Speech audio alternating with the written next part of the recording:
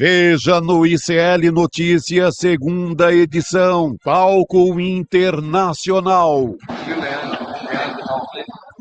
Ao lado de líderes mundiais, Lula lança pacto global contra a fome no G20 e faz crítica velada a Bolsonaro.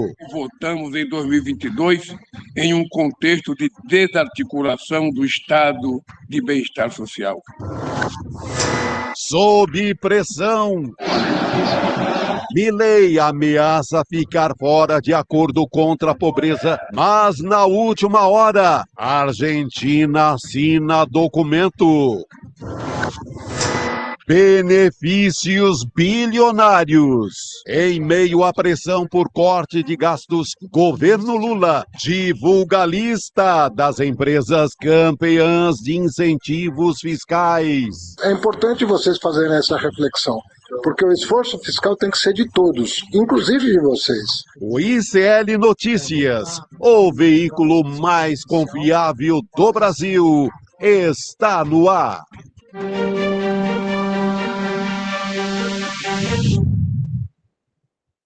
Olá, boa noite, seja muito bem-vindo, seja muito bem-vindo. ICL Notícias, segunda edição, está no ar, começando essa semana, dia 18 de novembro de 2024.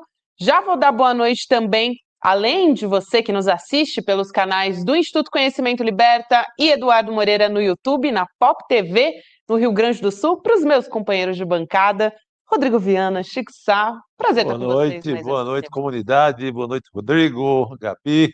Semana importante, hein? Boa noite, Gabi, boa noite, Chico, boa noite para todos que moram nesse país em que a turma da imprensa cobra corte de gasto, mas não paga imposto. Que beleza. O neoliberalismo brasileiro é assim, o cara fica ali o dia inteiro cobrando Estado mínimo, manda esses funcionários públicos embora, e vai lá na contabilidade uma tremenda isenção fiscal. Dá uma isenção aí, é mais ou menos isso que eles passam a vida pedindo. Mas, no G20, que começou hoje, importantíssimo esse evento para alçar o presidente Lula, que é um grande líder internacionalmente também, falou sobre taxação de super ricos. Sim. A contramão disso que a gente está conversando aqui. E também tem outros bafafás aí do G20 que a gente vai tratar. Bafafá é uma palavra que eu não ouvia. Bafafá é muito bom, e vindo de uma jovem, né? Um tremendo bafafá. Se eu falar bafafá, tá aprovado. se eu falar bafafá, meu Deus do céu, o mundo cai, mas uma jovem pode falar. Aliás, era legal ver uma coluna assim no ICL. Bafafá. Bafafá com Chico Sá. Bafafá da semana. Eu defendo. Vamos mandar pro Chico. Bafafá da semana. E um dia para humilhar, né? Um dia da natureza do Rio de Janeiro. Ao sol estrondoso. Aquela foto do G20 é para humilhar o mundo inteiro, né? Estupendo. O Eduardo Paes fica tirando onda, né? Porque, pelo amor de Deus.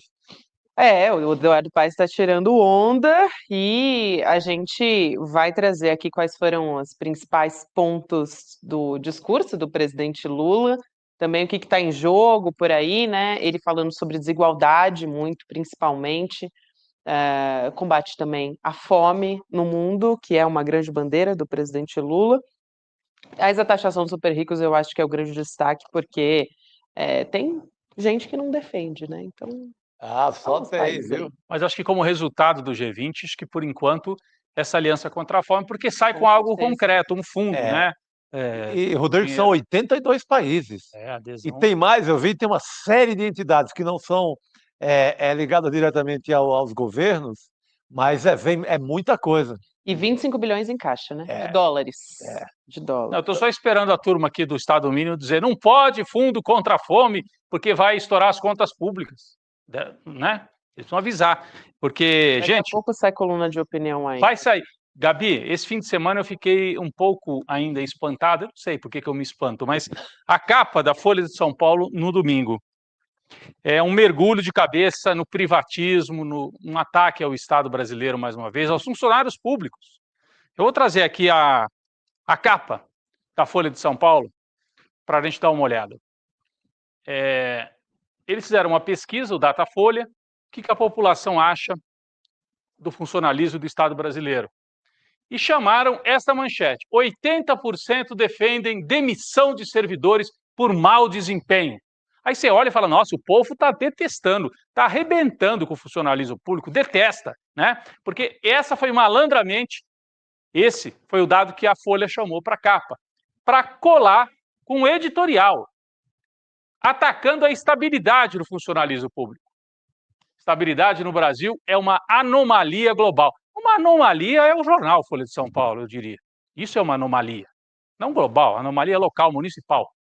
Como dizia o saudoso Paulo Henrique Amorim, a Folha não passa de Resende, porque depois que passa de Resende, para quem conhece a Dutra, já ninguém mais sabe o que é Folha de São Paulo. Mas então, é um jornal, né, que já foi importante e tal. Mas por que eu fiquei assim surpreso? Porque eu fui ler a pesquisa e aí descobri que os dados que a Folha destacava não é que eram enganosos, 80% defendem de fato a demissão por mau desempenho. Só que as pessoas analisam e dão notas boas para o funcionalismo público. É porque você pergunta assim, se o funcionário tem mau desempenho, você é a favor de afastar? Todo mundo vai dizer que sim. Alguém vai dizer que não? É uma pesquisa feita para isso. Mas daí eu pedi para separar aqui os números que a Folha escondeu, não trouxe para a manchete. Está aqui, ó. Avaliação dos serviços prestados à população. Desempenho geral. Você acha que é um serviço do funcionalismo público? É ótimo, bom, regular ou ruim, péssimo? Olha aqui, gente. Quase 40%, ou 40% cravado, ótimo, bom. Depois, por volta de 40%, regular. E o número de ruim, péssimo, abaixo de 20%. Menos de 20% dos entrevistados disseram que o trabalho do funcionário público é ruim ou péssimo. Olha, entre escolas e creches, funcionários de escolas e creches, então professores, funcionários, etc., a avaliação é acima de 50% de ótimo bom. A pergunta, você avalia de que forma o trabalho dos funcionários de creches e escolas? Mais de 50% ótimo bom. Ruim, péssimo, quase nada. Baixinho aqui. Mas não é só isso. A área de saúde, que é um problema no Brasil, a gente sabe, saúde pública, apesar da grandiosidade do SUS, as pessoas ficam na fila, né? Ninguém gosta de ficar em fila. Ainda assim, quase 40% de ótimo bom, um pouquinho abaixo da média, um pouquinho acima do ruim, de ruim péssimo. Né? Mas o ruim péssimo é muito menor, o ruim péssimo é o vermelho, tá? É muito menor do que o ótimo bom. Qual é o resumo? Eu não vou ficar assim detalhando todos os números. O resumo é que a população aprova o trabalho do funcionário público. Isso poderia ser a manchete. A maioria dos brasileiros aprova o trabalho do funcionário público. Mas eles puxaram malandramente. 80% são a favor de demissão por mau desempenho. Se me perguntarem, eu também sou. Sim, né? qualquer um de nós. Um policial militar que dá tapa na cara das pessoas na rua tem que ser afastado. Mau desempenho, péssimo desempenho, criminoso desempenho. Eu vou dizer que sim. Tem um trechinho da matéria, lá pelo meio da matéria você vai descobrindo alguns fatos interessantes também. Vamos trazer aqui. Eu não vou ler tudo, não. Mas acontece algo óbvio. A taxa de aprovação ao desempenho dos funcionários é mais alta entre os menos instruídos, os menos escolarizados, os que moram no interior e aqueles que aprovam o governo Lula. Ou seja, quem mais precisa? Quem está lá, na Quem verdade. está lá? É. Quem é que desaprova funcionalismo público? Os mais instruídos, muita gente que nem usa o serviço. Né? Quem mora mais nos grandes centros e usa um pouco menos o serviço público. Esse é um outro dado que ficou escondido lá pelo meio, etc, etc. Né? Tomando as áreas específicas, a Folha diz assim, apenas o atendimento de escolas e creches são avaliados positivamente. 55% consideram ótimas boas. Gente, mas eu mostrei ali. 55% consideram ótimas boas. Mas nas outras categorias, o ótimo bom é sempre muito acima do ruim péssimo. Então é uma manipulação de uma pesquisa para fazer campanha de neoliberalismo ainda. A Folha está parada no neoliberalismo do Fernando Henrique e agora do Tarcísio, está em campanha ao lado do Tarcísio. Eles separaram até uma matéria aqui, falando, olha, essa história de estabilidade do funcionário público vem desde a era Vargas, como se fosse uma, sabe, é para dar aquela impressão, é coisa velha. Sabe o que vem desde a era Vargas também? O direito da mulher votar, a CLT,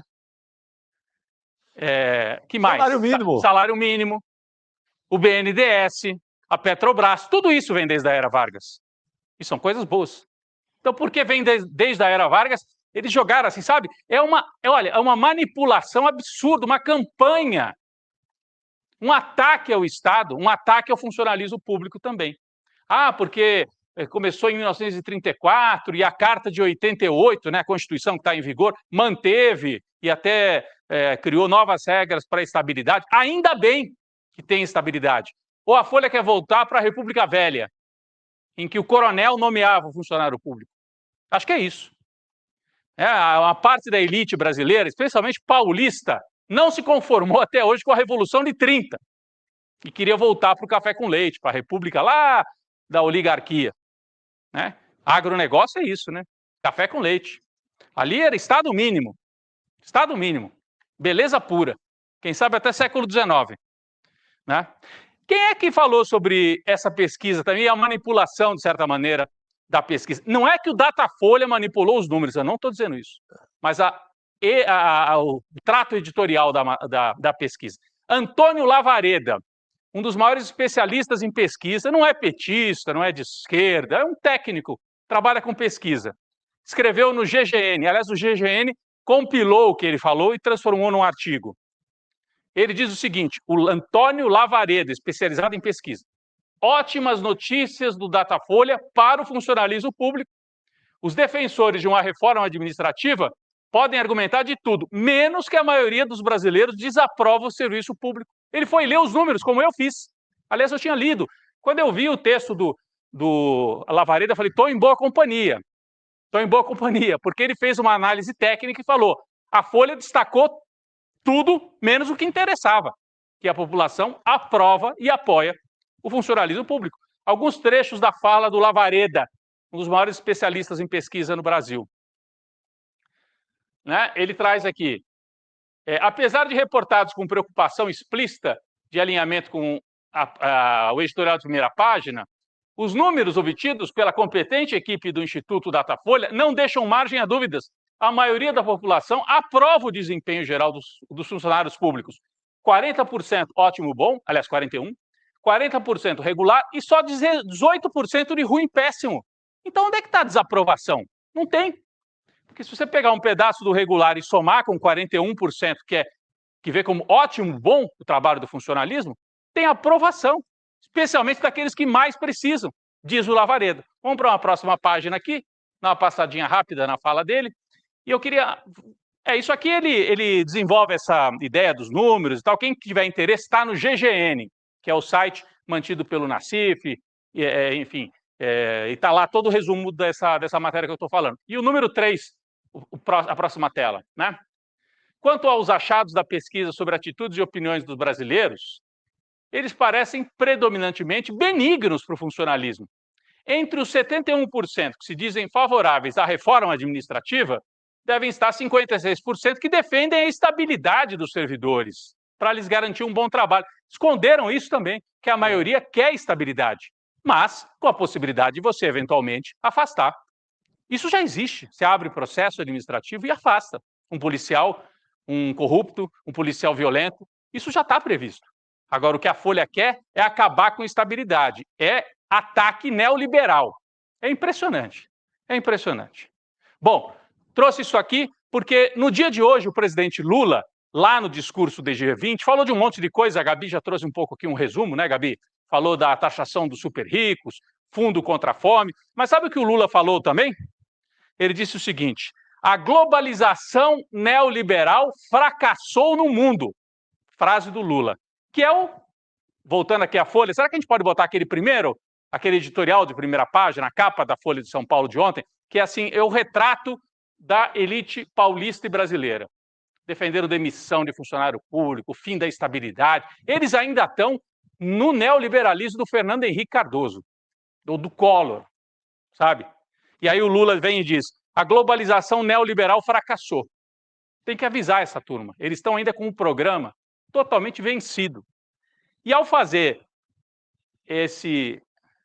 dar esse destaque para esse programa, eles se apoiam também na extrema-direita. Eles dizem, não, nós somos liberais, moderados, mas eles empurram a extrema-direita, usam a extrema-direita para tentar colocar esse programa de pé. Bom, o Lula, além de dizer que a globalização neoliberal fracassou, se encontrou com um monte de chefes de Estado. Daqui a pouco nós vamos trazer mais detalhes sobre isso. Eu queria só aqui na abertura, Gabi, chamar a atenção para algumas imagens que eu achei muito curiosas lá de hoje, né? A diferença do encontro do Lula com o Macron. Olha a hora que o Macron chega para o encontro com o Lula. Efusivo, cenas de amor explícito, hein, Gabi? Lembram aquela vez que o Macron teve na Amazônia? Parecia assim um casal, né? Recém-casado e tal. É um book, né, de casamento. Olha lá, de novo. Vamos. Isso, olha lá, olha a imagem. Vai, Macron. Olha que efusivo, é um abraço, um carinho tremendo. E daqui a pouco vocês vão ver o contraste com a maneira como o Lula recebeu o Milei. Aí ele trocam afagos e tal. Não chegaram a ser tão explícitos quanto naquela vez lá na Amazônia. A nossa equipe separou, né, as cenas daquela outra visita do Macron. Isso aí foi cinema francês puro, né? Essa cena. Novela vague, cinema romântico francês. Olha lá, o pessoal dos galãs feios até fez essa postagem, né? Call Me By Your Name, né? Que é um filme romântico. Não é francês, mas é um filme. Comédia romântica e tal. Olha lá, os dois encantados. Olha isso, Gabi, você separou essa imagem. Gabi... Essa é sensacional, né? A mãozinha dada, o olhar no horizonte. O amor está no ar. É curioso, porque o Macron também é um liberal, assim, de esquerda ele não é. Mas também não é um Milei. A essa altura, qualquer coisa assim com um cara de Macron, o Lula já está falando, para mim já está bom. Tá bom demais. Tá bom demais. Pelo menos não é bolsonarista, não fica martelando lá, vendendo tudo de uma vez. Então essa é a maneira como ele recebe o Macron no Brasil. Agora vamos ver como é que o Lula recebeu o Milei hoje, voltando ao Rio de Janeiro. Então isso aqui foi o Macron, aí o Milei. Olha lá. Fechou a cara, de longe, nem encosta. Não chega muito perto, Milei. O corpo fala, vê, até o Milei até vai mais ali. O Milei vai e o Lula fala, não precisa chegar não, meu querido. O corpo e a face, né? Incontinência facial Exatamente, total. O Lula segura a coluna ali e vai... É muito divertido fazer essa comparação. Agora, recebeu, claro, o Milei, daqui a pouco nós vamos falar. E o Milei, inclusive, voltou atrás, né? O Milei literalmente dá uma dobradinha na coluna ali na frente do tava mais... assim, agradável ao Lula do que o Lula a ele. Exatamente, porque o Milei ameaçou, Gabi, não aderir a esse Fundo Internacional de Combate à Fome. A Argentina, não vamos entrar nisso. Porque ele quer ser diferentão, não porque o Brasil que está fazendo, que está propondo, não está fazendo sozinho, está propondo. Aí um sujeito que nem o Macron, que não é de esquerda, adere. E o Milei, não vou aderir. A Argentina ia ficar sozinha nisso, ia ser vergonhoso. É um fundo contra a fome, gente.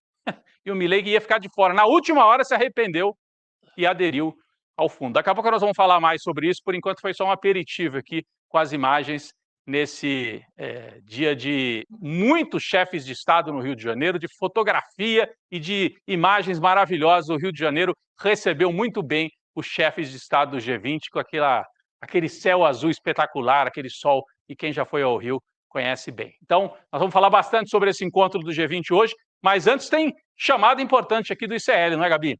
Tem mesmo, porque hoje, semana passada a gente já tinha falado sobre isso, mas hoje chegou o dia da entrevista, no CP Entrevista, com Zé Dirceu, gente, logo depois do N2, então é só você continuar aqui com a gente até o final, permanecer no link, e o convidado de hoje é o José Dirceu, ex-deputado estadual, federal, aqui por São Paulo, né, também ex-ministro, chefe da Casa Civil durante o governo Lula, o primeiro governo Lula, e que traz análises até hoje, né, tem uma leitura muito impressionante, assim, da política brasileira e também do próprio Partido dos Trabalhadores, é uma figura histórica muito importante. É um pensador político que faz o PT virar governo. Isso. Ele é um dos responsáveis, né, o PT de entender disputava ali e nada...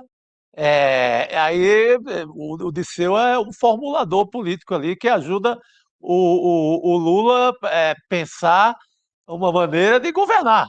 Sim. Vamos ficar só disputando? O Lula mesmo brincava com isso, que ele falava que o Maluf era competente. Compete e não ganha. E o PT era um pouco isso em nível federal, né? Tinha perdido 3 eleições, né? O Zé Dirceu é que faz o giro, né, que permite ao PT, de partido de contestação, virar um partido de poder, de governo, né? Que viável, vamos governar e vamos governar bem. Aí o Lula ganha a primeira eleição, com carta aos brasileiros, com uma amaciada no discurso que era importantíssimo, senão não ganharia. Vamos dizer a real, não ganharia. Com um marqueteiro que soube vender uma esquerda que combateria a fome, que atacaria os problemas sociais, e foi aí que ganhou a primeira eleição. Então desculpa, Gabi, cada vez que a Gabi vai falar, a gente fala mais um pouquinho. Não, é que o Zé Dirceu é importante por essa história no passado e pela capacidade de análise no presente, como você que é muito importante nesse nosso contexto político. Aí a gente tem um trechinho dessa entrevista para quem quer acompanhar, ter um gostinho do que vai vir por aí agora, depois do Estado de Notícias segunda edição. Vamos acompanhar, então. A classe trabalhadora passou pela automação, robotização, pela pandemia, pelo home office, pelos aplicativos, pela precarização, pela reforma da Previdência trabalhista, sindical, que tirou as condições dos sindicatos sobreviverem, pelo golpe da Dilma, pela prisão do Lula ilegal. Tudo isso passou. Então também tem consequências. E eles têm o apoio do capital financeiro, do capital agrário, porque eles apoiaram o Bolsonaro, né? E vão tentar eleger alguém que não seja o Lula. E nós não temos maioria no parlamento. Então as condições que nós governamos, às vezes eu falo, é quase um governo impossível. Mas o Lula está realizando. Mas está no poder. Esses 2 anos, nós vamos dar um balanço esses 2 anos, certo? E o Brasil tem assim, caminhos, né? Lula tem condições de voltar em 2026 eleito? Tem condições. É uma decisão. Os seus contatos com ele, acha que ele vai encarar isso? Que vai encarar.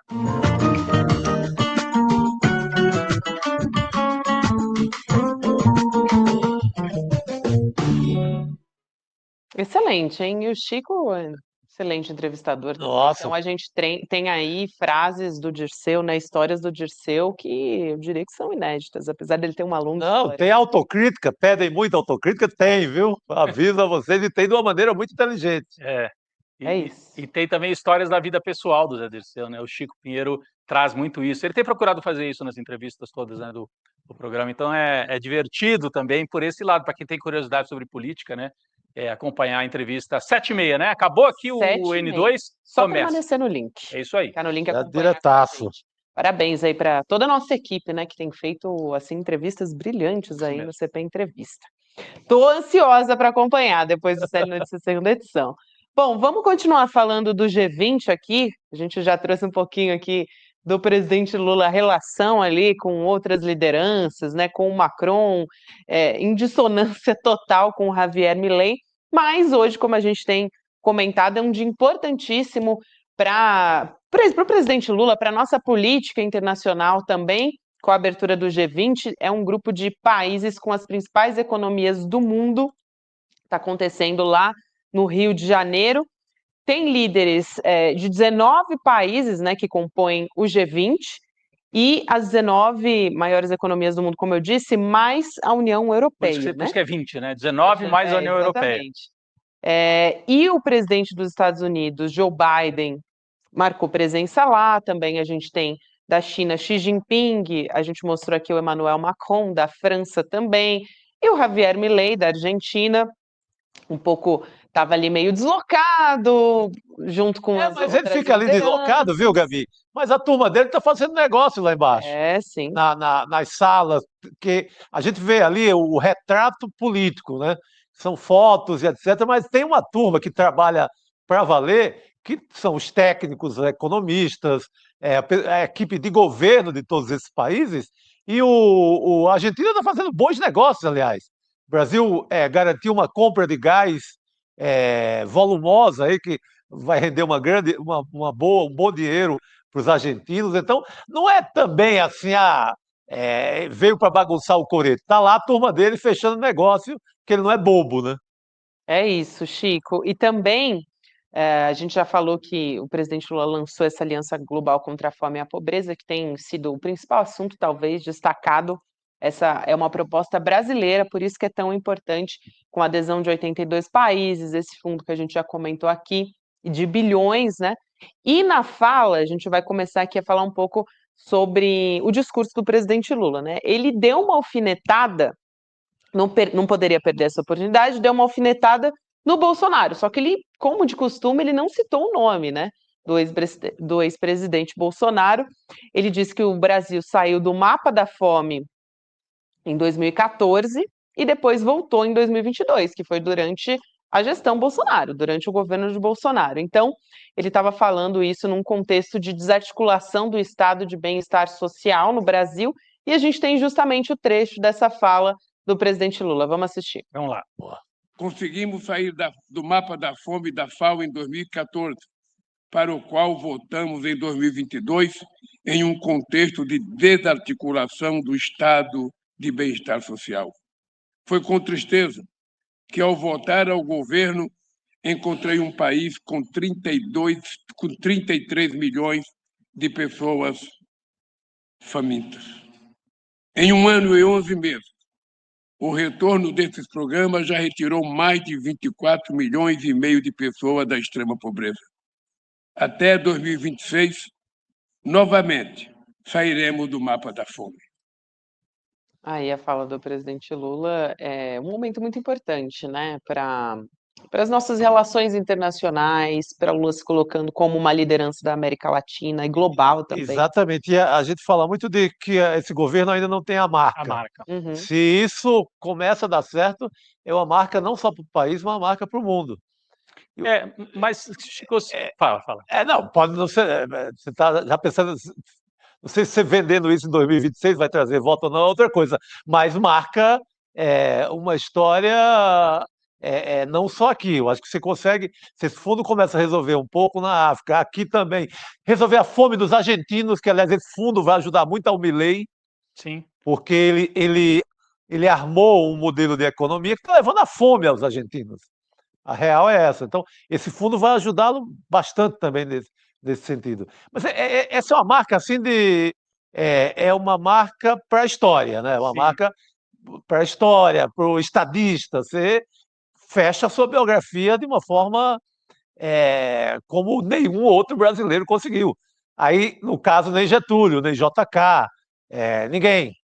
É que eu fico pensando assim, é uma marca que o Lula já teve dos primeiros mandatos, porque afinal o programa, o Bolsa Família, primeiro ele lançou aquele programa contra a fome logo no comecinho, em 2003. Sim, que Fome depois, Zero. Fome Zero, que depois virou o Bolsa... Virou não, assim, mas depois a ênfase foi para o Bolsa Família e o Fome Zero perdeu um pouco a centralidade, porque Sim. o Bolsa Família cumpria esse papel, que eu acho que é uma marca Exato. que é importante internacionalmente criar esse fundo e tal, mas para o curto prazo aqui é um pouco uma repetição do que para o público interno, é uma repetição do que o Lula já fez. Eu nem pensei, tanto que eu nem pensei em governo, pensei em biografia. Em biografia. Não é? É uma coisa ali de fechar a biografia com chave de ouro e resolver toda.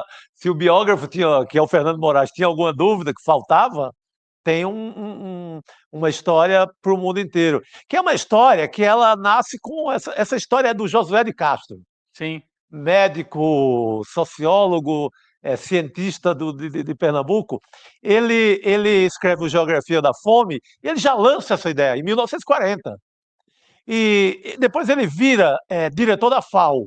Então, o Josué falava isso na própria tribuna da ONU várias vezes. Só que era muito distante. O próprio Josué, ele morre exilado na França sem poder voltar para o Brasil. Os militares o exilam porque ele queria combater a fome, porque ele dizia que a fome era uma questão política. Então, o Lula retoma essa ideia no Fome Zero e estende para o mundo agora. Sim.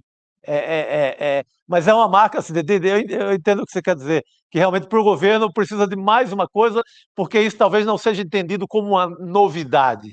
Eu acho que para as pessoas o Lula já sempre falou disso, é importante. Quem passa fome, claro que vai ficar a favor, é o Lula, que bom, é coerente com o que ele já fez e tudo, né? Agora, não é uma marca nova, né? Não é algo a mais, né? Mas eu acho importantíssimo, e assim, é um golaço, né? Se conseguir operacionalizar esse fundo e fazer com que ele chegue lá na ponta, e conseguiu o compromisso de muito já para isso, mais de 80 países. 82, deveria ser a com a preocupação Argentina, 82. de todos os países. Além de meio ambiente também, que é uma preocupação, urgência climática também deveria ser uma preocupação zero. Mas, de qualquer forma, foi o primeiro passo aí, e acho importante que tenha sido colocado pelo presidente Lula. A gente trouxe aqui o desconforto, vamos dizer assim, né, o aperto firme ali do presidente Lula com o Javier Milei, com uma cara totalmente fechada, né, expressão assim, Foi um aperto com educação, aperto de mão com educação, mas sem risadinha. Não, assim, né? Foi engraçado, porque ficou de assim, ó. longe, Aqui, eu te cumprimento assim, ó. ó, mas Lula com Milei. Foi firme, vai, a gente tá Com a abacalhando. Gabi eu não faço. A Gabi Mas se não gostasse do Lula mesmo, fosse uma questão mais de algum ódio e tal, não teria vindo. Mesmo sendo uma. Não é só do Lula o G20, mas poderia não ter vindo. Não estava aí, estava fazendo negócio. Assinou atrasado, né, Chico? Assinou atrasado. Ficou feio, mas assinou. Olha lá, olha a inclinadinha que ele dá, ó. Olha a inclinadinha do Milei. Ah, isso aí é bonito, hein? O Página 12 vai colocar isso amanhã, eu espero, na capa. O jornal argentino. Né? Essa distância. O Lula repetiu um pouco, né, guardadas as proporções, do que o Putin faz. Quando o Putin não quer muito papo com quem vai visitar, ele põe naquela mesa que tem uns 50 metros. Uma mesa que é um hectare, né, de mesa. Aí quando é a Dilma e tal, aí põe a Dilma bem do ladinho ali, pô, né? Mas assim, o que o Chico falou, o corpo fala também, né? O corpo fala e, bom, também essa postura do Milei do país, né, da Argentina, porque o Milei está representando a Argentina ali e assinou atrasado, vamos dizer assim, esse documento pela Aliança Global contra a Fome, e isso causou um constrangimento internacional. O Lula discursou, eram 81 países que tinham assinado até então, e aí a Argentina entrou depois, né, porque acho que realmente pegou muito mal. E o presidente Milei também foi um dos últimos a chegar ao G20, então chegou atrasado também, não é só isso. No discurso, ele fez uma defesa do neoliberalismo e foi pouco aplaudido. A Bela Megali do Globo foi quem fez essa constatação na coluna dela, né? Ele chegou a dizer que o neoliberalismo, abre aspas, o Milei, né? Sim, retirou milhões de pessoas da miséria. Onde que ele viu isso, Gabi? Olha, gente, não tem nenhum exemplo. Onde que retirou milhões de pessoas da Fonte, voz da minha cabeça. Voz da cabeça Talvez dele. Os cachorros dele. que conversem com ele. Agora, a Folha de São Paulo, nesse caso aqui, tem uma montagem muito interessante. Porque tem a fotografia do presidente Lula ao lado de vários líderes mundiais, e o único em que ele tá de cara fechada é do lado do Javier Milei, gente. Tá muito boa essa montagem. Olha ali, Gabi. Absolute cinema. Olha lá, cinema, é isso aí, ó. O Lula com o Boric, o Lula com o presidente sul-africano, o presidente francês, com o Biden, aí pula o Milei. Com todos eles, o Lula tá rindo ou segurando a mãozinha, assim, ó, com o Boric, do Macron, com a Meloni, que é a líder italiana, de direita. Sim. Mas foi um encontro, parecia agradável, os dois sorriam o tempo inteiro, e foi por aí. Aí com o primeiro-ministro britânico, o primeiro-ministro da Índia, agora com o Milei, que é a foto do centro, o Lula com aquela cara assim, hoje eu não tô legal, Milei, pra você eu não tô legal. Ele tá bem assim, desconforto, não é só que ele tá sério na foto, né, ele tá com uma expressão assim, de desconforto mesmo. E é isso, eu acho que também é uma estratégia política de demonstrar corporalmente, como falou aqui o Chico Sá, que ele está ali tirando foto ao lado de um líder parceiro, né, que é a Argentina, mas que ele não concorda, que ele não coaduna, enfim. Está ali demonstrando da maneira que é possível ali, né, num evento como esse, que é mundialmente tão importante para o Brasil também. Agora, gente, a gente continua aqui falando a respeito do G20, mas vamos chamar alguém aqui para a nossa conversa? Acho que ele já está a posto. Segundo a nossa produção aqui, vai me dar o ok, mas o Nassif vem conversar com a gente. É isso. Boa noite, Nassif. Tudo bom, pessoal? Prazer estar de volta aqui. Boa noite, Nassif. Prazer te receber nessa segunda-feira, hein, Nassif? Justamente porque hoje a gente teve a Argentina aderindo de última hora esse pacto global, né, contra a fome, Milei chegando atrasado no G20, aperto de mão, cara feia, cara fechada, tem muita coisa aí para observar, hein? Tem. E consagra definitivamente o Lula como o estadista aí do combate à miséria, né? O Lula tem vários problemas aqui internamente, falta de um projeto, o que o Rodrigo colocou muito bem, falta de um rumo novo aí, mas está consagrado como o grande estadista da paz aí. E foi a belíssima lembrança aí do Josué de Castro. Josué de Castro foi... o Brasil teve um processo de desenvolvimento que vem com o início da industrialização, no começo dos anos 50, tem um êxodo rural do Nordeste por conta de uma seca braba Aí e entra o governo Jango com um grupo de humanistas aí de primeiro time, entre os quais o Josué de Castro, de primeiro time. E ali seria a grande consolidação da classe média brasileira, com, digamos, as mudanças previstas na parte de educação, com Paulo Freire e outros lá, na parte de combate à miséria, tudo. Daí veio o golpe e matou. E essas pessoas foram fundamentais no trabalho que o Banco Mundial exerceu até os anos 70, aí, naquela que foi considerada as 3 décadas gloriosas aí de crescimento da humanidade. Né? Foi uma belíssima lembrança aí. Ô, Nassif, tem uns trechos aqui de resistência da delegação argentina nas primeiras versões da declaração final do G20, né? Quais são essas partes? E aí a gente destacou, a nossa equipe destacou aqui alguns trechos, mas onde se fala de igualdade de gênero, de taxação dos super ricos e também de desinformação. A Folha separou alguns trechos também, que a gente traz aqui, com a Argentina apresentando reservas. Quais são esses trechos? Então, vou dar uma lida aqui. O nosso comprometimento total com igualdade de gênero e empoderamento de todas as mulheres e meninas. A Argentina apresentou reservas. E encrencou também com o termo discurso de ódio, declaração que ainda não foi divulgada, e agora há pouco a delegação argentina disse num comunicado que não vai aderir a vários pontos da declaração, disse que não vai vetar, mas também para ela, né, para a Argentina, ou mais especificamente para Javier Milei, aparentemente se comprometer com igualdade de gênero, com combate à fome. Mas, né? Gabi, eu não entendi essa. Eles não vão aderir, mas também não vão vetar. Como é que vai funcionar Na isso? negociação tem a possibilidade de fazer ali Uma espécie de abstenção, vamos dizer. não, um anexo ali para o argentino, um anexo ali para os hermanos assinarem que tem contrariedades com determinados temas que não fecham bem, mas na prática É porque vai criou tá uma lá. resistência, mas o Brasil não quis ceder, né? A né? Argentina. É que eles têm a cartilha deles, que é trumpista hoje, que é ligada a todo o ideário da extrema-direita internacional, eles não querem ferir isso. O Milei não quer, depois que o Trump ou algum outro líder da extrema-direita chega e diz, pô, cadê você, pô? Na hora H você foi a favor de que homens fossem iguais a mulheres? Pô, a gente não é dessa turma. Oh, tá traindo. Está traindo a causa. Então, é nessas circunstâncias que nasce essa contrariedade aí dos argentinos.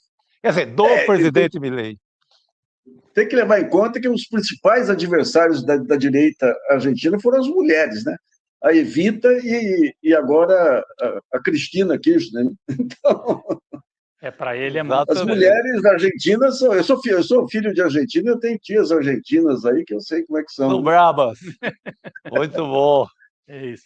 Tem também, a gente estava falando aqui a respeito do G20, a gente teve uma espécie de esquenta para o G20, vamos dizer assim, né? No fim de Começou semana, né? no final de semana, isso na verdade começou no final da semana passada.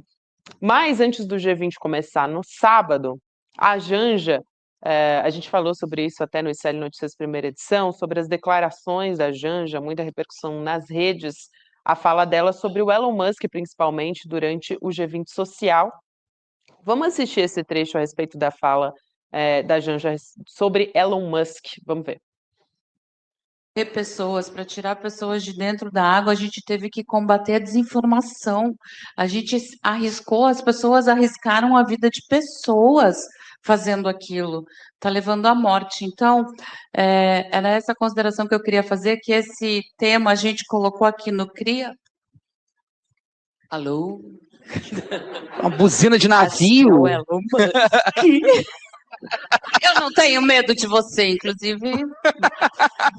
Boa! Fuck you, Elon Musk.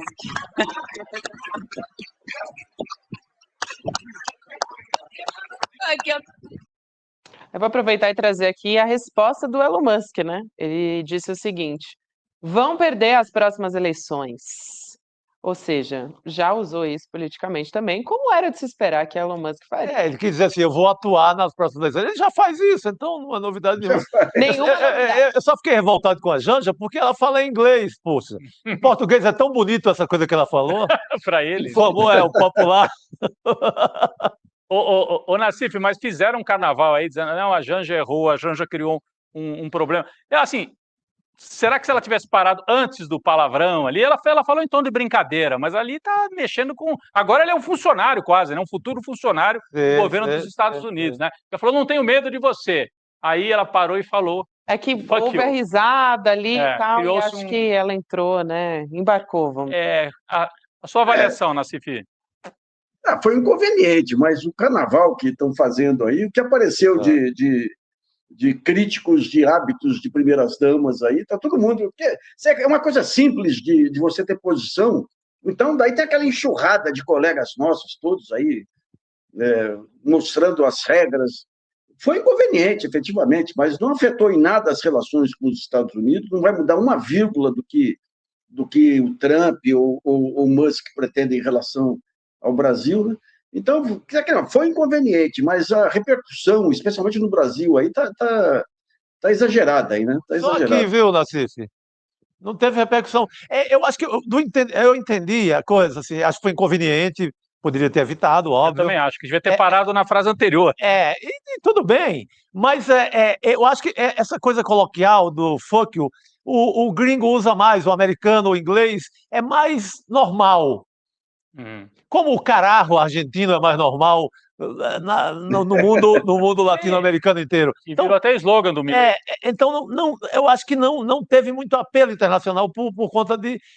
talvez seja mais pesado para quem está nessa onda permanente de crítica à Janja, quem está no Brasil, mas não teve repercussão alguma em lugar nenhum fora do Brasil. Agora, cá para nós, você compara esse episódio pequeno com, digamos, a grandiosidade política aí desse encontro aí, é uma coisa ridícula. É uma coisa...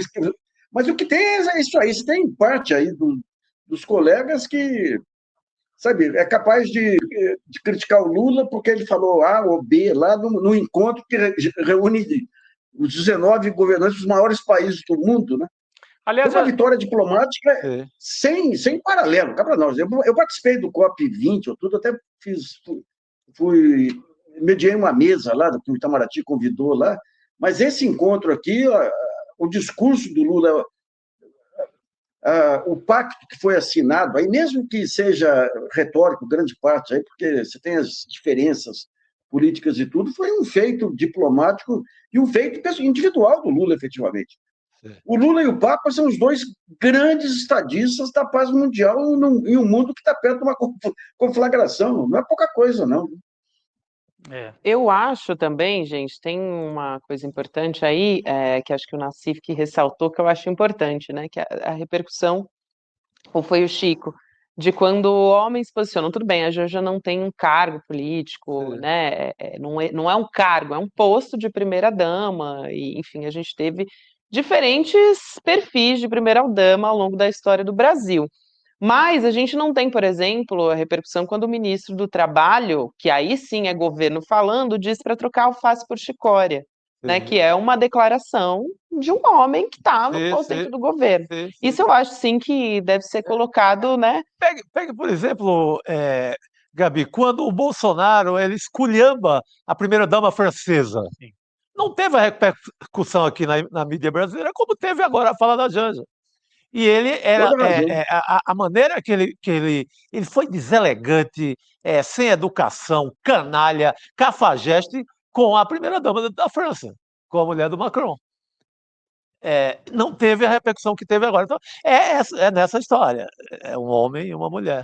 E aqui não estou dizendo que ela estava correta, não. Não, a gente já falou ainda, foi inconveniente. Foi inconveniente. Agora, eu acho que colocam, às vezes, numa perspectiva que eu acho que se a Janja não tivesse como primeira-dama, todos os problemas do Brasil seriam resolvidos, assim, né? Porque eu ouço, assim, críticas a absolutamente tudo, ou então ela nos bastidores articulou isso e aquilo, enfim. Eu acho que é um pouco excedido, assim, as críticas. Muita gente pegou birra, né, em Brasília, dentro do próprio governo, né, Nassif? Pegou uma birra, ela foi eleita ali, pegaram uma birra, uns têm o ciúme por conta lá do jogo de poder, outros pegaram uma birra, e todos eles juntos, óbvio, que pelo fato de ser mulher. Sim. E tem muita gente lá que atribui a ela, digamos, uma certa anomia do governo Lula, é exagerar demais, né? uma pessoa com a história do Lula, com 80 anos de experiência e tudo aí, ser influenciado pela esposa dele. E tem muito tema que ele não entrava, que ela começou a entrar lá e trouxe ele, essa questão da igualdade de gêneros e tudo. O Lula ele tinha um pouco aquela visão um pouco machista lá, que foi amenizada aí. Sim. Mas é esse negócio, é machismo mesmo, Você pode fazer as críticas que for lá, mas, digamos, a dimensão das críticas contra ela denota esse machismo estrutural nosso. Agora, eu fico pensando se o Trump já estivesse no poder, porque a gente está falando aqui só do Milley. O Milley deu um trabalho, mas é assim, né? É um sócio menor aí da história toda, né? Agora, imaginou se porque o Trump estaria com uma pauta parecida com a do Milley, eu imagino, né? Criando problemas, dificultando a aprovação de documento, né? Querendo empurrar o documento para um outro lugar. Você imaginou? Se o Trump já estivesse no poder, a situação seria realmente dramática. O Brasil, assim, o timing foi melhor para o Lula, ainda com o Biden no finalzinho de governo, né, Chico? Sim, sem a menor dúvida. A proposta do Trump nos Estados Unidos é um desmonte de todas as instituições. Viu? A democracia liberal, como a gente conheceu, com agências reguladoras, Congresso, direitos individuais, a própria ONU, o acerto entre nações, ele quer destruir tudo isso, né? Sim. É impressionante, eu nunca vi um risco tão grande assim, né? A pessoa fala, não, mas na hora H ele vai recuar, mas o simples fato de ter um presidente do maior país do mundo, da maior nação do mundo, propondo uma desregulação total, que é algo que interessa ao mercado financeiro, aos grandes oligopólios e monopólios e ao crime organizado. São os três que se juntaram aí para apoiar Bolsonaro, quando veio a Associação dos Rifles dos Estados Unidos, a máfia dos jogos, né? E quando você pega o Brasil com esse aperto orçamentário, de repente falta dinheiro para a Polícia Federal, falta dinheiro para o TCU, falta dinheiro para a universidade. Então, digamos, esse aperto que o mercado está dando com essas previsões de taxas de câmbio e tudo aí, está dentro dessa lógica aí de desmonte do conceito de Estado Nacional. E o Lula representa fortemente essa ideia do Estado como um amenizador aí das desigualdades. Né? Então, eu acho que o que fica mesmo, quer dizer, a foto, né? Eu estava até pedindo para o pessoal colocar aqui a foto, porque a gente está falando da Janja, do Elon Musk, mas isso aí é nota de rodapé do rodapé do rodapé, né? O que fica mesmo é a foto que o Chico falou, absurda, daquela paisagem maravilhosa, além de tudo, né? Além do peso político de uma foto com 20 chefes de Estado ali em frente ao Pão de Açúcar. O que fica é a China chegando com força total, que vai ficar, tem a visita depois do G20 também, vai fechar negócios assim como nunca fechou. Já vem daquele porto do Peru que ali já amedronta um pouco o Império Americano, né? Você tem tem um momento em que a China já tem mais negócios na América Latina do que os Estados Unidos. Então o que vai ficar é esse tipo de coisa. Na grandeza histórica vai ficar isso. A China, a Índia, né? Esse peso todo. Não, esse é o problema. Quando você pega o país que tem mais parceiros comerciais, é a China. Quando você pega o país que tem mais parceiros bélicos, é os Estados Unidos. Então, você tem dois estilos aí, e o país que investe na diplomacia do canhão está em decadência. Né? Esse que é o medo que dá aí. Né? É isso. Posso trazer aqui uma outra pauta que eu acho importante? Por favor. Discutir, né? Porque o Ministério da Fazenda publicou uma lista de empresas, gente, que recebem benefícios fiscais do governo federal. Olha que importante isso, porque é uma divulgação que é inédita aqui no Brasil e está acontecendo em meio à pressão, né, que o governo Lula está sofrendo para reduzir os gastos públicos, principalmente em programas tipo Bolsa Família, o BPC, né, o Benefício de Prestação Continuada também. Esta lista que a gente vai mostrar aqui está sendo acompanhada do valor que cada empresa recebeu de incentivo de janeiro até agosto desse ano. Então, só o agronegócio, para a gente ter uma ideia, fica com 18,7% desse valor.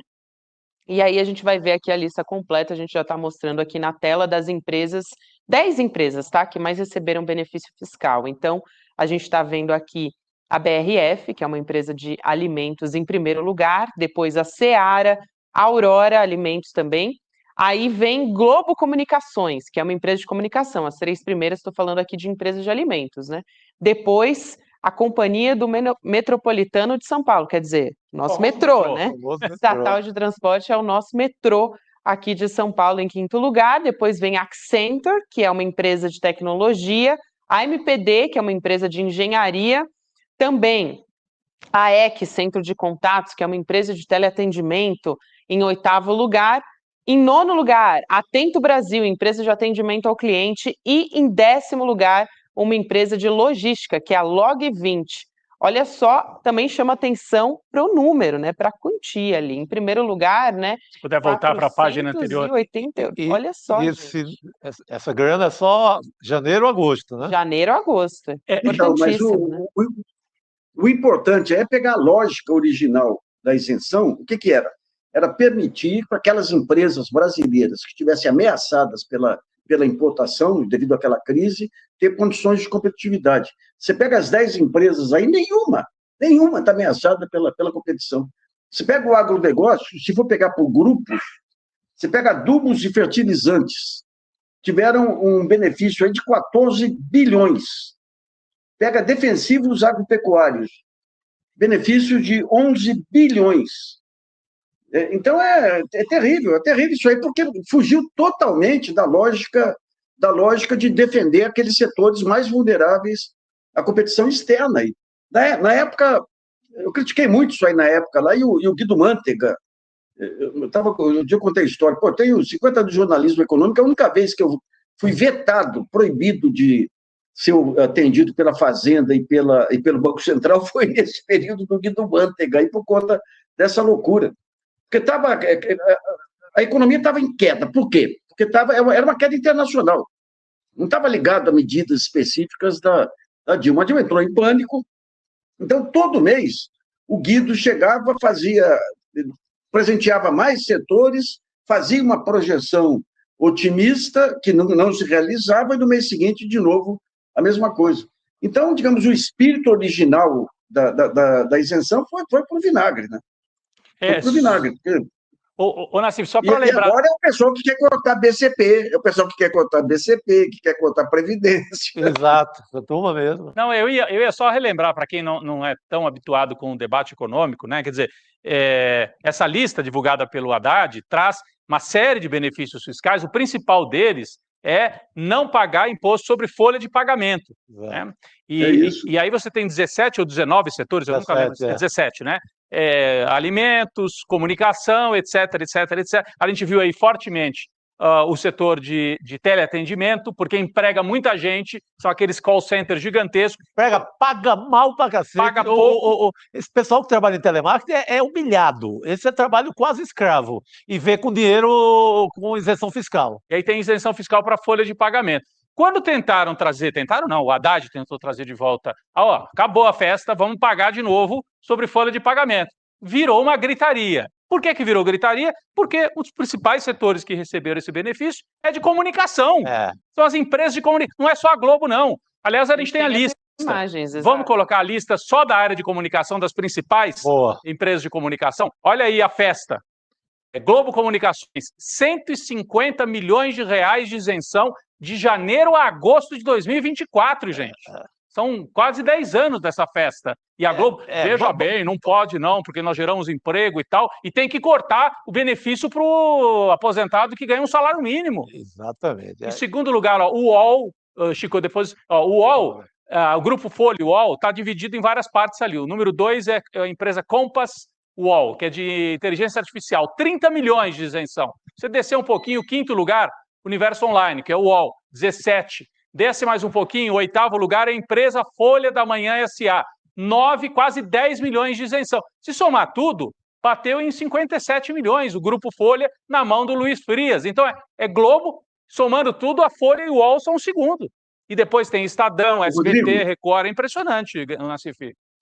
E tudo isso de janeiro a agosto. Só. Se for pegar aí os 10 anos aí, você vai ver o que foi.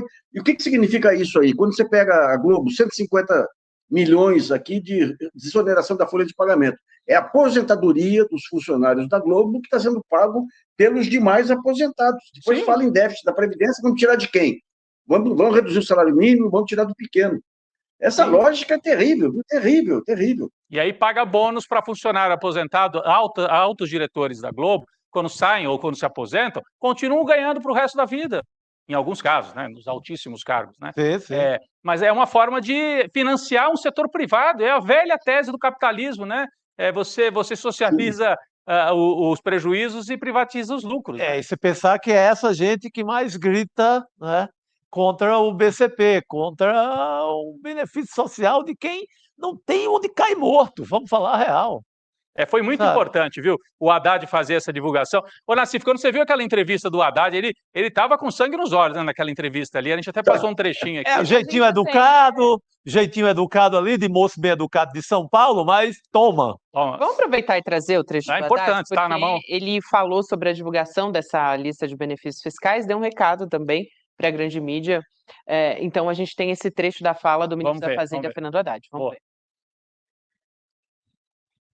Hoje nós divulgamos os dados de subsídios até para conter, né, as iniciativas que visam aumentar os subsídios para determinados setores. Vocês estão acompanhando o Congresso, sabe que há iniciativas nesse sentido, e hoje nós demos a público pela primeira vez na história os incentivos fiscais dados a cada empresa individualmente e aos setores, né, de uma forma agregada. É importante vocês fazerem essa reflexão, porque o esforço fiscal tem que ser de todos, inclusive de vocês. Vocês têm que parar de defender interesses particulares e passar a defender interesses gerais de toda a sociedade.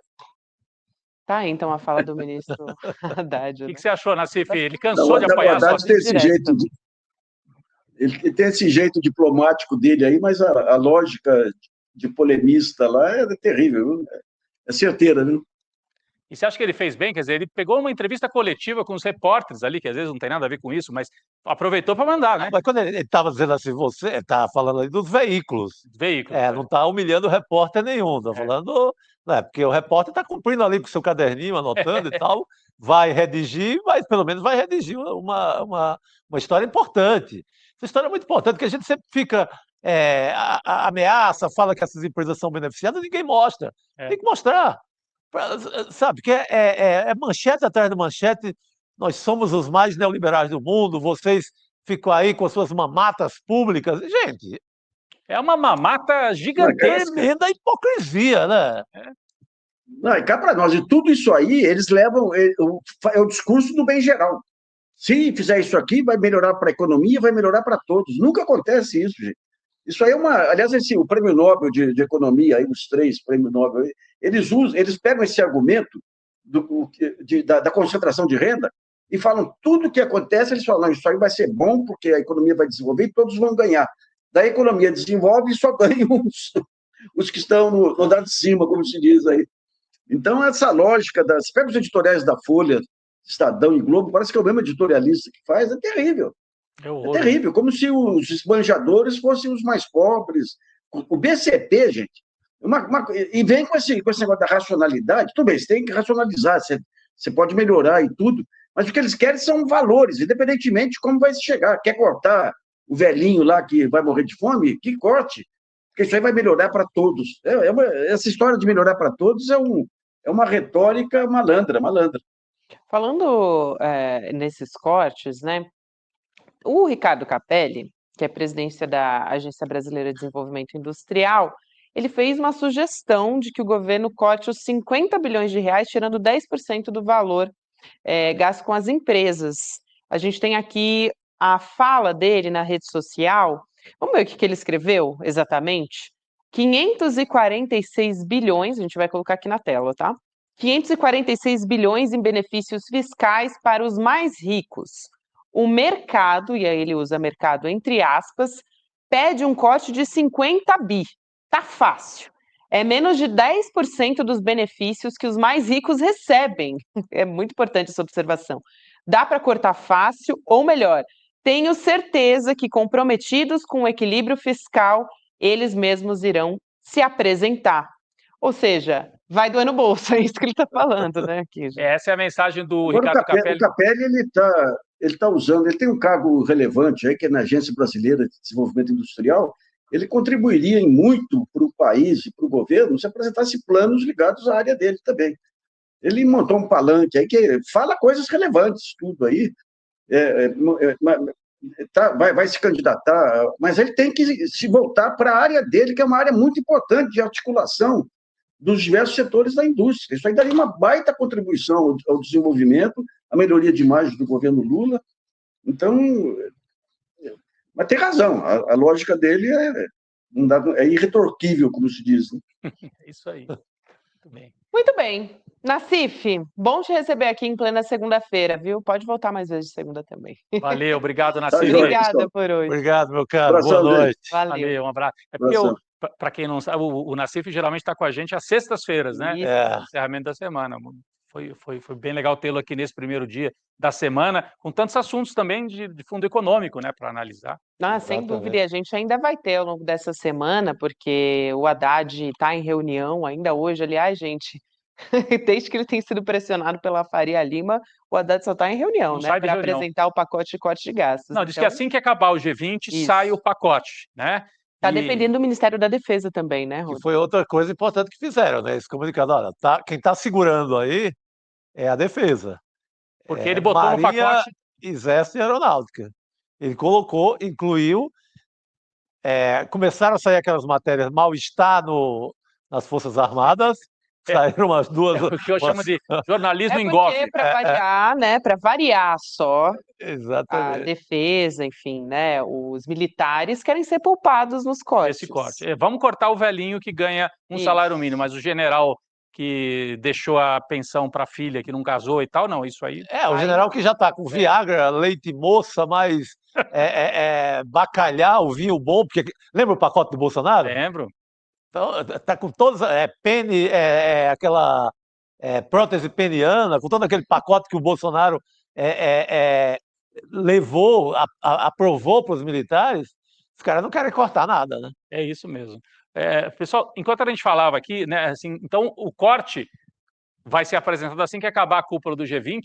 Até piscou aqui a imagem, que eu achei que faltou colocar essa imagem aqui no telão, né? A imagem que fica, olha aí, olha que espetacular, porque o Chico citou isso aqui na abertura do programa, a gente não tinha mostrado. Então são chefes de Estado, inclusive alguns já em fim de mandato, aí o Olaf Scholz ali ao fundo, aquele calvo ali atrás, que o governo dele está se desfazendo no começo do ano que vem. E o próprio Biden não apareceu nessa foto. O Biden não chegou a tempo.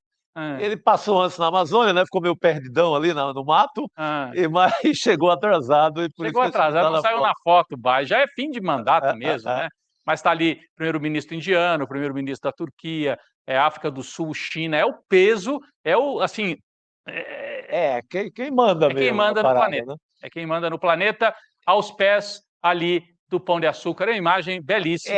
Por isso que eu falei, o prefeito o Eduardo Paes vai para as redes sociais e tira uma onda, né? Uma boa onda, porque é para humilhar mesmo essa paisagem, esse dia no Rio de Janeiro. E foi o dia que marca o lançamento da Aliança contra a Fome, está até ali embaixo, né? Aliança contra a Fome e a Pobreza, com esse fundo que o Lula conseguiu articular com 82 países. Na última hora, até o Milei saiu na foto e falou, não, eu vou aderir.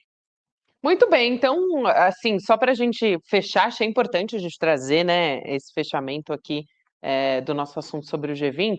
Não necessariamente fechamento, né? A gente vai trazendo informações. Porque continua amanhã e quarta. Né? Continua amanhã, inclusive, acredito que seja o último dia, né? A gente começou o pré-G20 na quinta-feira e agora a gente está acompanhando a abertura de fato no dia de hoje. Agora, um outro assunto importante, que a gente falou muito na semana passada, foi a respeito daquele atentado à bomba no Supremo Tribunal Federal. Agora a Polícia Civil de Santa Catarina e a Polícia Federal estão investigando o incêndio na casa da ex-esposa desse homem, que foi responsável pelo atentado à bomba lá no STF.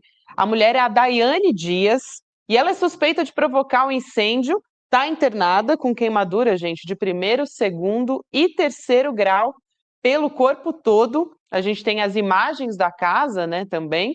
Olha só, a gente está vendo aqui o print do nosso site, né, stellenoticias.com.br. E as testemunhas já falaram com a polícia, a gente teve informação sobre isso, contaram para a polícia que viram a Daiane jogando gasolina pela casa e no corpo dela também. Então, ela foi internada agora na cidade de Rio do Sul, né, mas foi transferida para Lages, lá em Santa Catarina. O estado de saúde dela não foi informado, mas a gente tem a informação sobre as queimaduras. A gente, na semana passada, trouxe um vídeo do que a Daiane Dias disse para os policiais federais quando ela foi abordada, depois do atentado do ex-esposo, né, do ex-marido dela, na semana passada. Vamos ver o que ela disse, vamos lembrar. Não, assim, do fato em si, ele falava que ia matar gente, ia se matar. O Alexandre de Moraes. Sim, mas só o Alexandre de Moraes ou... E quem tivesse perto naquela hora. É, então ele já tinha esse plano já há um tempo atrás, desde a eleição. Quando foi ganhar a eleição. Ele foi lá, naquele 8 de janeiro, ele estava lá? Não. Vocês participaram aqui na cidade, né? Aqui na cidade. Ele disse como é que ele ia matar o Alexandre? Mas falou que ia. Ele falou que mataria, ele se mataria. E tu acha que ontem deu errado, porque ele foi sozinho? Não, deu errado não. É? Deu certo. Não. Descobriram o que ele fazia e ele foi obrigado a se matar.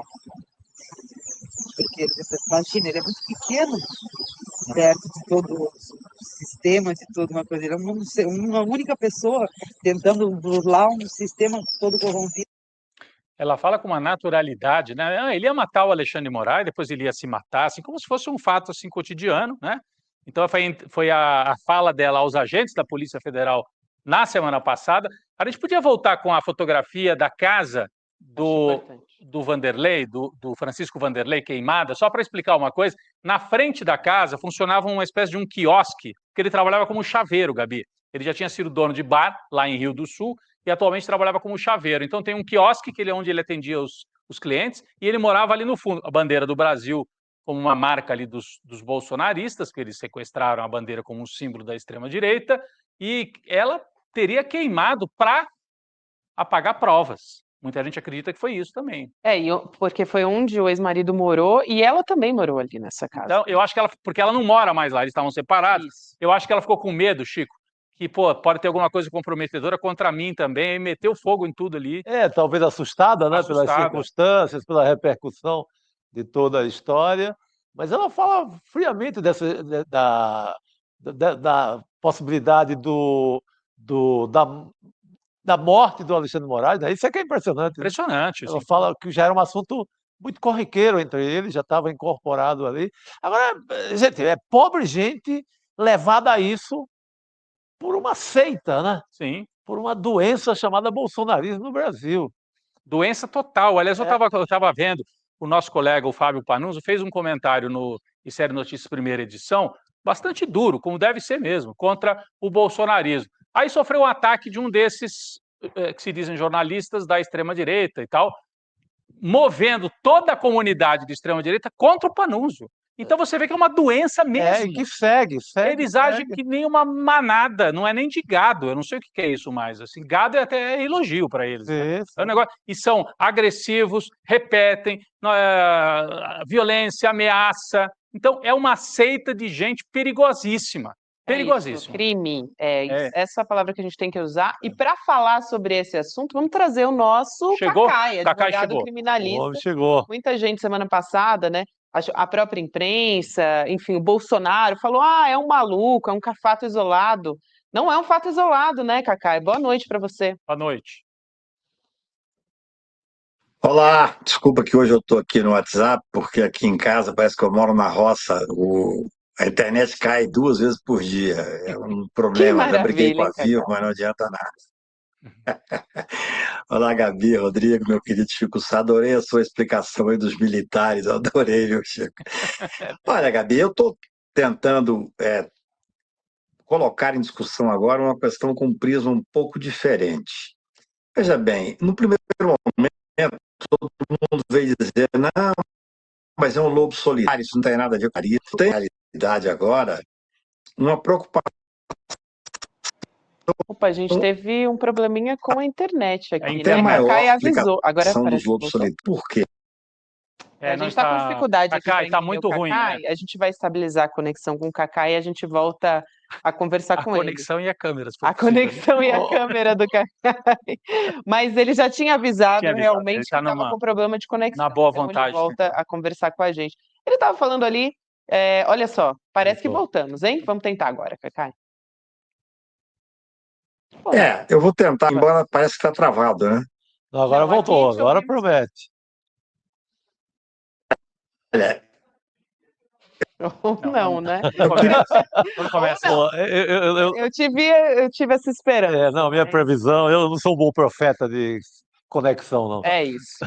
Bom, daqui a pouquinho ele volta para conversar com a gente, mas o Cacai estava falando ali a respeito de lobos solitários e tal. Foi uma discussão que a gente levantou na semana passada. Lobo solitário é aquela pessoa que planeja o atentado, que realiza o atentado sozinha.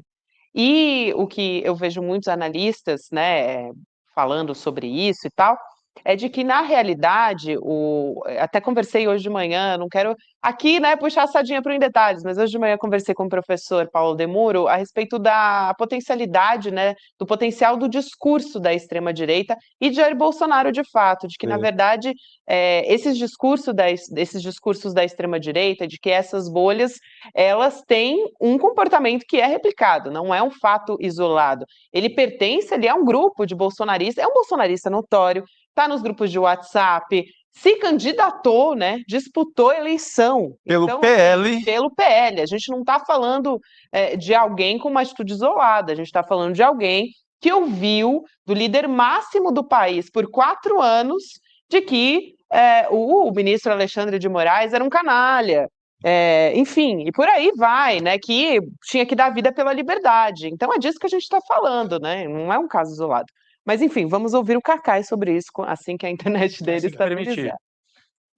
Aí a gente também quer saber com o Cacai o que o PL da anistia, o que pode sair daí em relação ao PL da anistia, porque isso prejudica ou não o Bolsonaro, né? A gente teve, inclusive, não só o PL da anistia, mas também a eleição nos Estados Unidos. Então, há quem diga, o Bolsonaro está usando isso como uma maneira de se colocar como fortalecido, justamente porque a gente teve um caso como esse agora e ele sabe que a anistia dele está em risco. Foi um impacto muito grande. O projeto de anistia no Congresso deu uma esfriada. Total. Um ou outro esperneou ainda, mas a prova que isso não é um lobo solitário é que já a mulher já fez outra história. Tocou fogo na casa. Se na prova ou não, isso se multiplica. Não dá para fazer um cálculo de quantas pessoas poderiam repetir essas cenas parecidas, mas milhares. O pensamento é igual. O pensamento desse rapaz que cometeu esse ato lá em Brasília, ele não pertence só a ele. Ele não é só de Santa Catarina. Ele não é só de Rio do Sul. É um pensamento que está na cabeça de muita gente. Isso. E é um pensamento, Rodrigo, que repete frase a frase do Bolsonaro. Eles simplesmente plagiam o Bolsonaro. Ou o Bolsonaro plagia os seus seguidores. É a mesma coisa, eles falam a mesma coisa, as mesmas frases, o mesmo gesto, a mesma bandeira, o mesmo patriotismo. Então, milhares podem repetir esse ato dele. Sim, e precisa. Agora, a Polícia Federal apreendeu o celular, apreendeu, enfim, outros elementos que permitem estabelecer quais eram as redes, porque ele certamente participava de redes extremistas. Podia ser que fosse uma rede ali de Rio do Sul, que é uma cidade do interior de Santa Catarina, não estava tão articulado assim nacionalmente. Não sabemos, precisa investigar, porque essa gente não chegou à toa ao 8 de janeiro. Houve patrocínio. Aliás, a investigação da Polícia Federal vai atuar sobre esses vários campos, né? Os agitadores, os mentores, os patrocinadores e as pessoas que foram pessoalmente cumprir a tarefa de quebrar tudo, arrebentar tudo, achando que estavam atuando de maneira a libertar o país de um projeto comunista, aquele delírio dos golpistas, que é isso que eles são, e têm que ser punidos, né? Então, o Francisco Vanderlei faz parte dessa mesma tradição. Exato. Eu até falei isso na semana passada. O corpo estendido no chão do Francisco não é só um corpo estendido no chão. Ele é uma fotografia de um filme que começa muito antes. A gente pode voltar até o Rio Centro, a ditadura, ou pode depois avançar e chegar ali nas agitações promovidas pelo Bolsonaro e também nos discursos em que ele dizia: vocês têm que dar a vida pela liberdade. O Francisco Vanderlei acreditou. Exatamente, alguém que acreditou. Por isso que, cara, se eu tivesse algum parente assim, adoecido por isso, capaz de cometer uma atitude dessa, ou capaz de pegar um ônibus e ir para Brasília, ser preso nessas condições, cara, a primeira coisa que eu faria era processar Jair Messias Bolsonaro. Merece. Como família prejudicada. Eu não queria o meu pai numa situação dessa. Eu tenho um amigo que tem um pai numa situação dessa no Rio Grande do Sul. Foi para Brasília, foi preso, ele saiu lá do trabalho dele em Porto Alegre, tirou o pai da cadeia, ele já tinha tem mais de 80, quase 80, conseguiu levar de volta para Porto Alegre, mas o pai fica ameaçando de novo, sabe? Querendo ir para frente do quartel, não segura. É uma doença. E ele está pensando em fazer isso. Processar. Processar quem originou isso. Seria genial. Se o comportamento do pai dele até ali, um pouco depois da eleição do Bolsonaro em 2018, era uma coisa e virou isso, vira um problema familiar. Então, se eu tivesse qualquer parente nesse estágio mental, eu processaria Jair Bolsonaro. E você viu, Gabi, nós estamos falando da ex-mulher do Francisco Vanderlei, podia até botar de novo a imagem dela aqui, a ex-mulher foi a segunda esposa, porque antes o Francisco Vanderlei teve um primeiro casamento, teve acho que 2 filhos, a imprensa entrevistou, não ela, que botou fogo na casa, entrevistou a primeira esposa do Francisco Vanderlei, e ela disse exatamente isso que o Chico está falando aqui. Ela falou, depois que o Bolsonaro perdeu a eleição, o Francisco Vanderlei enlouqueceu. Enlouqueceu. Ele entrou em surto. E eles estavam ali, ele e a ex-esposa, assim, muito alinhados, porque tem um momento da fala, até no vídeo, que eu acho interessante ver o Rodrigo. Você está falando dessa esposa que era a última, né? A segunda. Porque perguntam para ela, deu errado? E ela diz, não deu errado, não. Ou seja, ela acha, para ela deu certo, quer dizer, o plano deu certo. O plano era esse mesmo, era provocar um tumulto, provocar uma comoção, e pagou com a vida. Entregou a vida num altar do fascismo.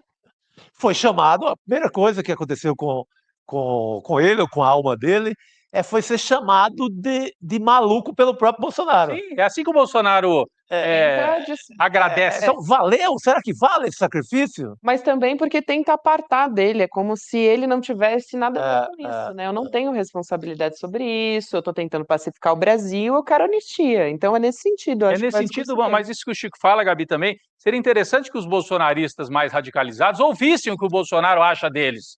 Maluco! Eu estou fazendo só onda aqui, vocês que vão aí se matam, bando de maluco.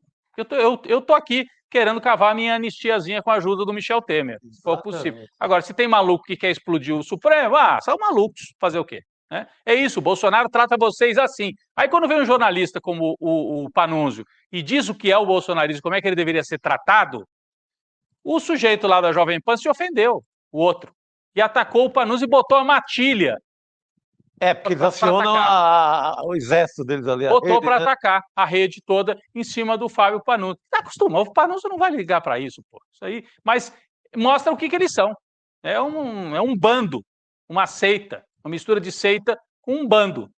E que tem que ser punido. E o chefe tem que ser julgado e, do meu ponto de vista, condenado à prisão. É isso. Sim. Para trazer mais informações nessa esteira das informações sobre golpismo que a gente está trazendo aqui, quem vai prestar um novo depoimento para a Polícia Federal amanhã é o ex-ajudante de ordens do Bolsonaro, Mauro Cid.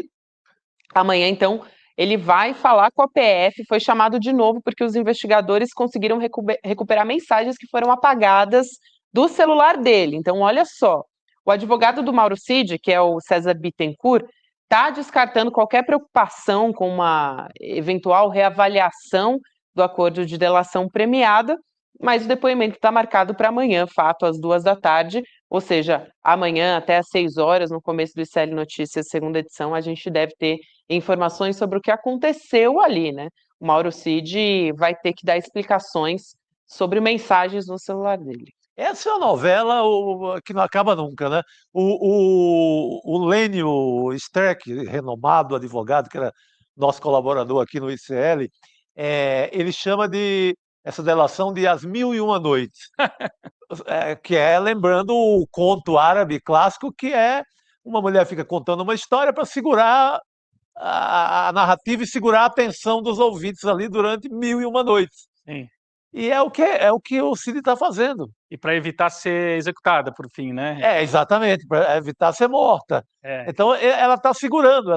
Ela, no caso, é o Cid. É o Cid. O tenente-coronel Cid está segurando essa conversa mole, noite após noite. Então ele remenda aqui, remenda acolá. Óbvio que ele já entregou muita coisa importante.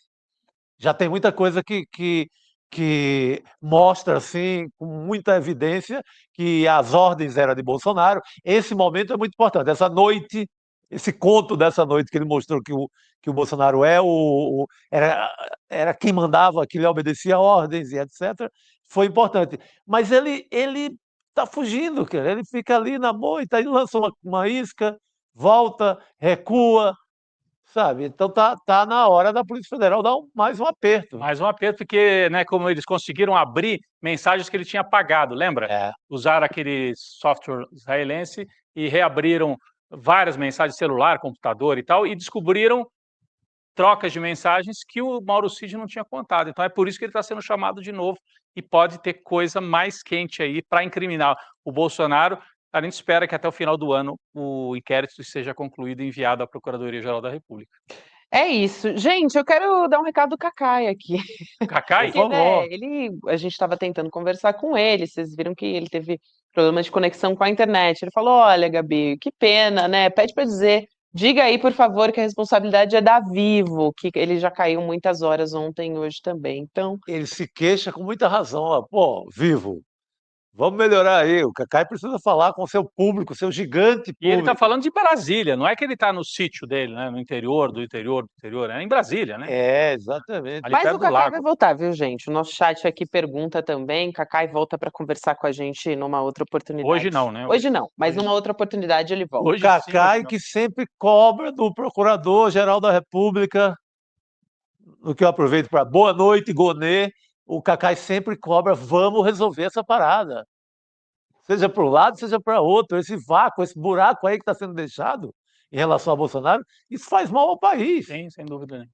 É isso. Então a gente continua tocando os nossos assuntos por aqui. Tem um outro caso, gente, que assim, para dizer o mínimo, é lamentável, né? O caso dos estudantes da Faculdade de Direito da USP que foram hostilizados, estudantes negros, por estudantes de Direito da PUC de São Paulo. O caso aconteceu durante uma partida de handebol, para quem não sabe, no interior de São Paulo, em Americana, e uma aluna foi apontada como uma das autoras dessas ofensas, né? Ela foi demitida do escritório de advocacia onde ela era estagiária. A gente tem o vídeo do momento em que os estudantes da PUC estão xingando os alunos da USP de pobres e cotistas. O que não é sendo xingamento. racistas, né? O que não é xingamento. Isso. Não é xingamento. É crime. É. Vamos assistir.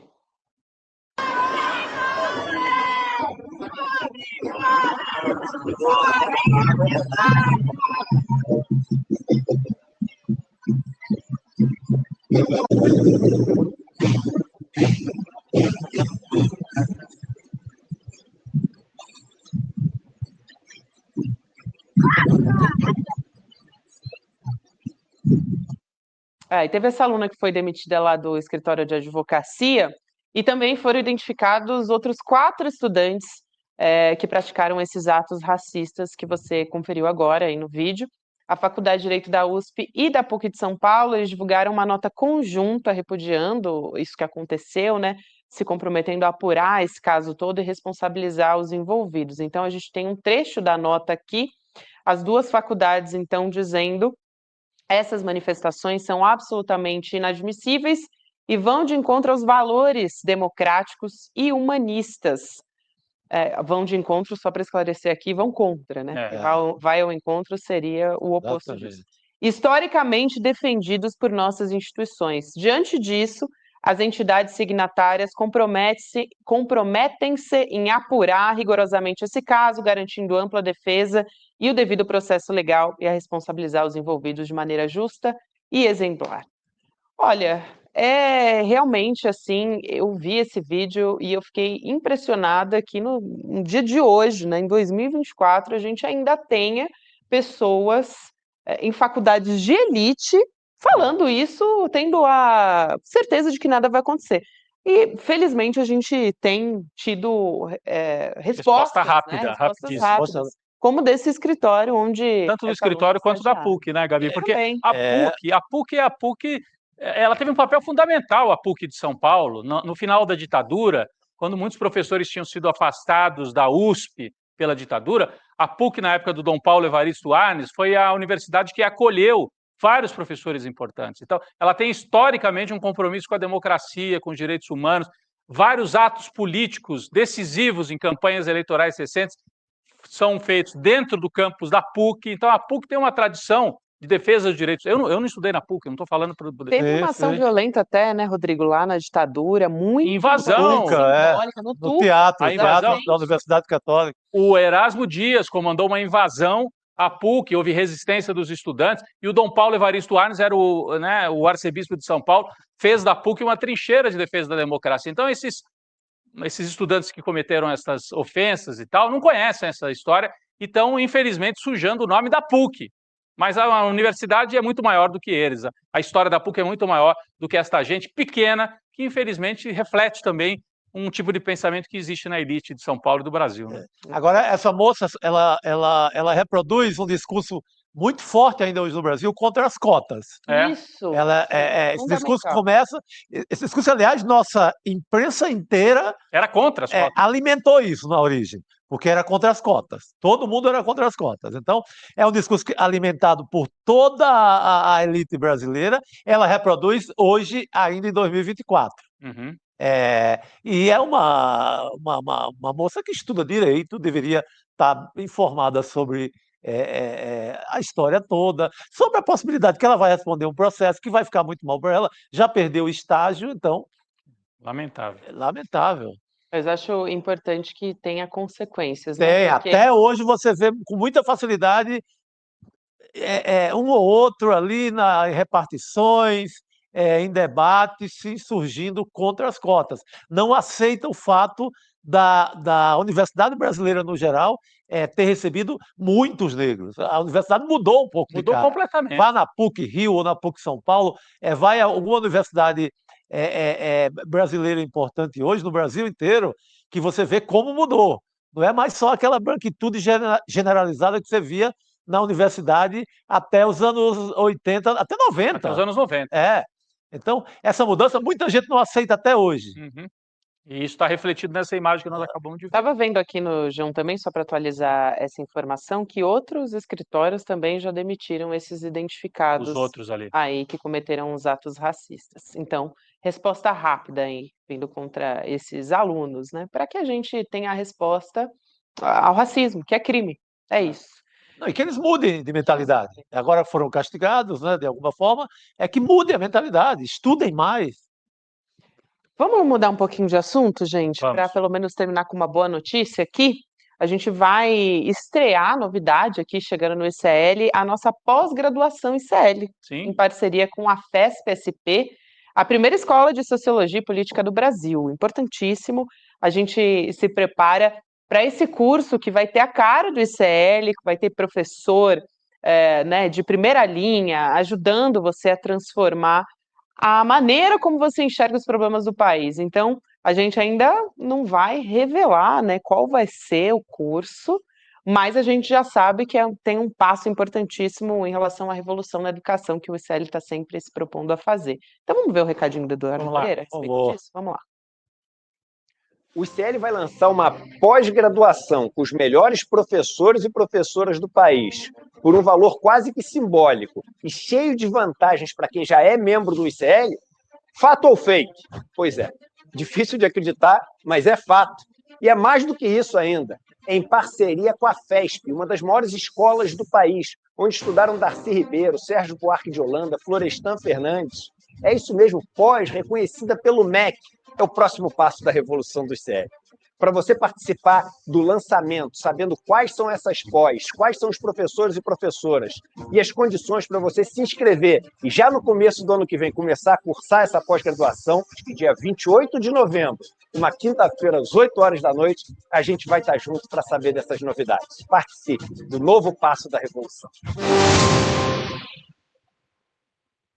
Rapidinho só, Gabi, o interessante desse curso, dessa parceria, a FESP é muito tradicional. É uma escola de Sociologia e Política. Florestan Fernandes, só digo isso. Florestan Fernandes estudou lá, se formou lá. Então, tem muita tradição. E aí você junta a tradição, né, da FESP com a inovação do ICL. Um junto com o outro. Excelente. Vai dar um caminho muito interessante. Muito bom. Então, dia 28 de novembro, quinta-feira, a partir das 8 horas da noite, o Eduardo Moreira e o Gessé Souza vão estar ao vivo aqui para te contar todos os detalhes sobre a pós, disciplinas, o formato do curso, enfim, tudo isso. Acho que eu vou fazer esse negócio. Hein? Não, queremos todos. Quero dar mais uma estudada, não, mas é uma área, eu sei, eu não vou dizer o tema da história toda, mas é uma área que me interessa muito. Legal. Vem ao vivo com a gente, então, garante sua vaga em icln2.com.br para saber as condições para fazer essa matrícula, né, para participar junto com a gente. A partir de agora, você acompanha o CP Entrevista com o José Dirceu. Então, é só permanecer aqui no link para acompanhar essa entrevista a partir de agora, que também eu estou ansiosa, vou terminar o programa aqui, já vou correr para acompanhar. É isso. Boa noite para todo mundo. José Dirceu. Rodrigo Viana, Chico Sá, amanhã estaremos de volta. Amanhã tem mais. Até amanhã. Valeu, pessoal. O mundo está um caos, à beira do abismo. E poucas pessoas sabem explicar o porquê dele estar um caos. O ICL tem uma grande novidade para vocês. No dia 28 de novembro, uma quinta-feira, às 8 horas da noite, a gente vai lançar o próximo passo da nossa revolução. A pós-graduação reconhecida pelo MEC do ICL. Uma parceria com a FESP, uma das maiores escolas do país, onde estudaram Florestan Fernandes, Darcy Ribeiro, Sérgio Buarque de Holanda e tantos outros nomes. Para você saber quais cursos serão oferecidos, as condições e os professores que irão ensinar as matérias, o encontro é no dia 28 de novembro. Mas já pode comemorar, porque é um passo que todo mundo estava esperando que fosse dado pelo ICL. Vambora!